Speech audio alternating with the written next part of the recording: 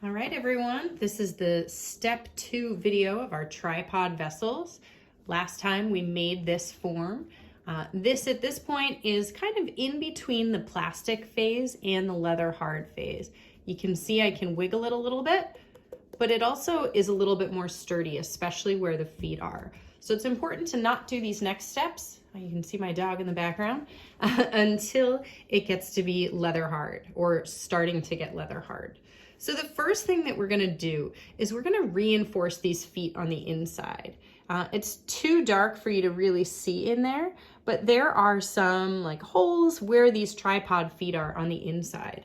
And so what I'm gonna do is I'm gonna take a piece of clay and I'm gonna form it into a little cone shape. Now I'm gonna scratch and slip my piece, and then these I'm just going to insert down into each of the feet with that slip, and then I'm gonna be able to smooth them in. So I'm gonna need 3 of those.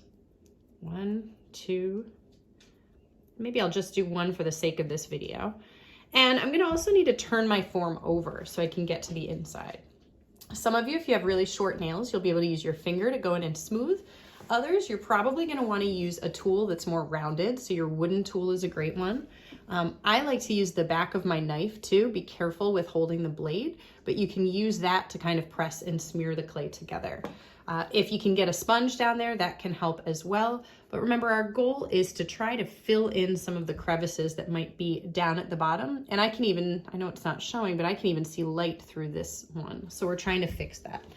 So as I mentioned, I made those little pellets that were gonna be sticking down on the inside. I slipped and scored. I'm actually dunking my piece into the slip so that it's really, really wet. And now I'm just gonna take my hand, I'm gonna place it down on the inside. I know you can't see this, but with the clay being very soft, I'm smearing it in. Now I didn't do this as well, but it would be good to slip or to scratch on the inside as well. So I just set it in there with my fingers. Now I'm gonna go back with this tool and I'm actually going to smooth it in. The reason for this is if you're gonna actually drink out of this mug, you really don't wanna leave large crevices where, you know, tea or coffee or milk can hide. And then that's something that maybe when you're cleaning the mug, you're not gonna be able to get out.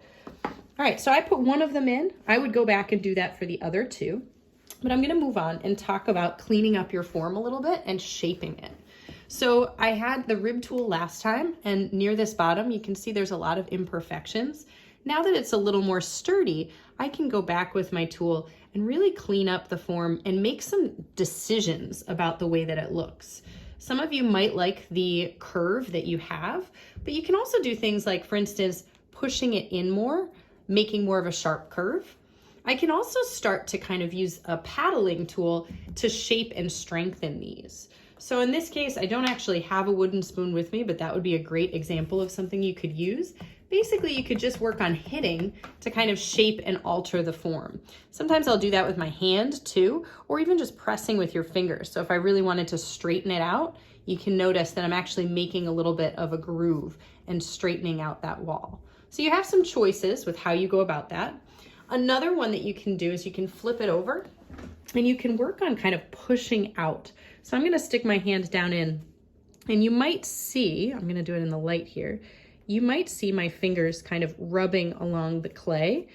So by doing this, I'm gonna stretch the form and change it from being just a straight cylinder to something that has a little bit of a curve. It makes it a little more whimsical and a little bit more of an interesting shape.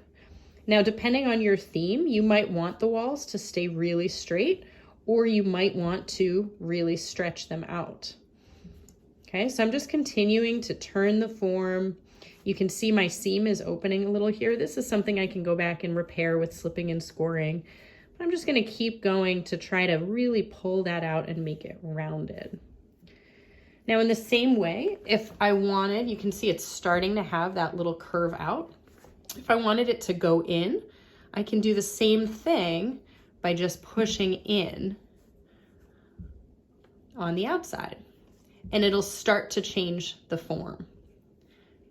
If I want to do something with the top lip, so for instance, if I'd like to have it flare out at the top, I can also go around and I can start to flare it out as well. So you can see those are just basics, but I'm starting to get a little bit of an interesting shape that might work a little bit better with my design. You got to be careful. You don't want to push it too hard and make a big hole in the side, but if you do, you can slip and score some clay back on. And you only want to work on it when it's in this middle leather hard plastic stage. If it's too plastic, it'll collapse. If it's too hard, it won't actually push or pull. So those are some basics with kind of cleaning up the form, especially around the tripods, and starting to make design decisions about the shape of it. At this stage, I can also go back and start just kind of paddling and hitting it to shape it. But think about what your design is and what's going to work best for you and get started.